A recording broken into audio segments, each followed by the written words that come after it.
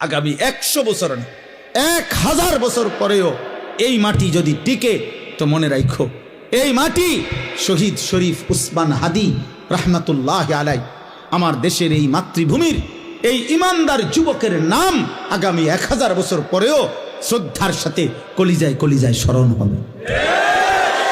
পৃথিবী তাকে মনে রাখ।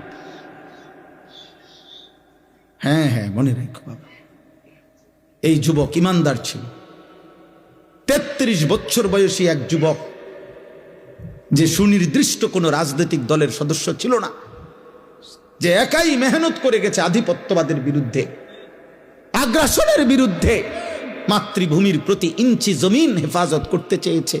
তার সামর্থ্যের সবটুকু দিয়ে সে বলেছে, সে পাক্কা নামাজি ছিল, 5 ওয়াক্ত নামাজ পড়ত, ফজরের নামাজ প্রতিদিন জামাতে করত, ফজরের নামাজ ক্যাম্পেইন করত, সাথীদেরকে ফজরের নামাজের জন্য উঠাইতো, ফজরের নামাজের বন্ধুদেরকে সাথে নিয়ে এরপরে ঢাকা 8 সংসদীয় আসনে ওয়ার্কিং করত প্রতিদিন ফজরের নামাজের পরে। তুমি খবরে দেখো, তুমি শুনো, দেখো এক যুবক একই সাথে ঈমান এবং দেশপ্রেম দুইটাই তার মধ্যে সমান তালে ছিল।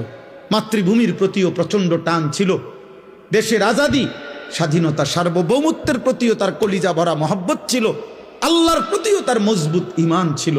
আল্লাহ বলে, যুবক তুমি চেয়েছো মাত্র, সে বলছে আমি যদি 500টা ভোট পাই, 5000 ভোটও পাই, তো আমি প্রথমবার দাঁড়াইছি, আমি সার্থক মনে করব। আসমানওয়ালা রব বলেন, আমি তোকে 18 কোটি মানুষের ভালোবাসা দিয়ে দিলাম।